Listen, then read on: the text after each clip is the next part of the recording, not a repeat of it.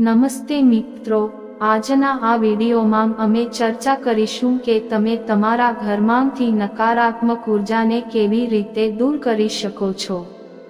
વાસ્તુશાસ્ત્ર મુજબ ઘરની નકારાત્મક ઉર્જાને દૂર કરવા માટે કેટલાક સરળ અને અચૂક ઉપાયો છે। તો ચાલો શરૂ કરીએ। પ્રથમ ઉપાય છે ઈશાન કોણમાં કળશની સ્થાપના। ઈશાન કોણ ઘરનો ઉત્તર પૂર્વ કોણ હોય છે। આ કોણમાં એક કળશ રાખવાથી ભગવાન ગણેશનો આશીર્વાદ મળે છે અને ઘરમાં શુભતા અને સમૃદ્ધિ આવે છે। કળશ તાંબાનો બનેલો હોવો જોઈએ અને તેમાં ગંગાજળ, દૂર્વા, અક્ષત, સુપારી અને એક નાળિયેર રાખવું જોઈએ। બીજો ઉપાય છે સમુદ્રી નમકનો ઉપયોગ। તમે જાણો છો કે નમકમાં નકારાત્મક ઉર્જાને શાંત કરવાની ક્ષમતા હોય છે।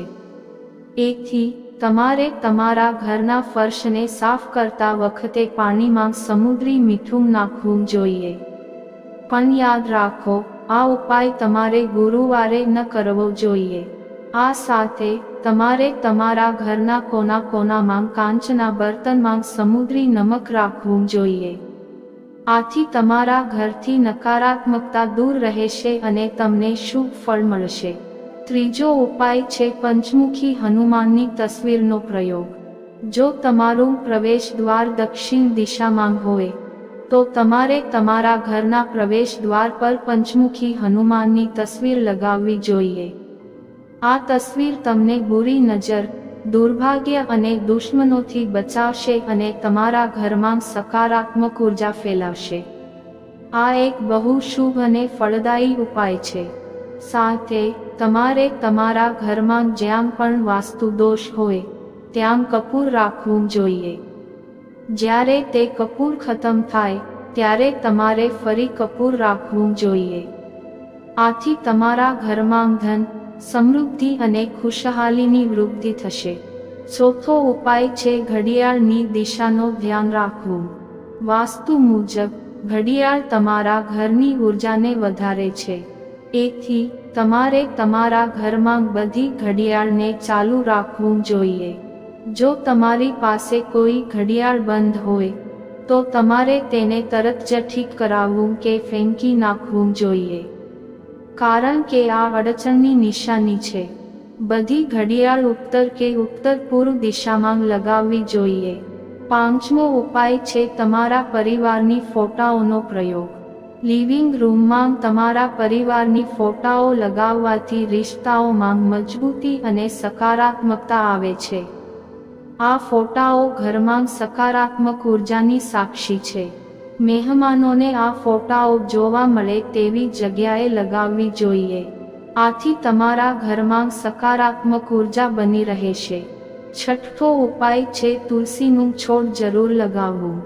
નકારાત્મક ઉર્જાને દૂર કરવા માટે ઘરની પૂર્વ દિશામાં તમારે તુલસીનું છોડ લગાવવો જોઈએ। આથી પણ તમને સકારાત્મક ઉર્જા લાવવામાં અને નકારાત્મકતાને દૂર કરવામાં મદદ મળશે અને તમને સફળતા મળશે। સાતમો ઉપાય છે તમે તમારા ઘરના બધા રૂમમાં સુગંધિત ધૂપબત્તી અથવા અગરબત્તી જલાવો। આનાથી તમારા ઘરમાં એક શાંતિપૂર્ણ અને આનંદદાયી વાતાવરણ બનશે। તમારી નીંદ પણ સુધરશે અને તમે તાજેતર અને ઉર્જાવાન લાગશો।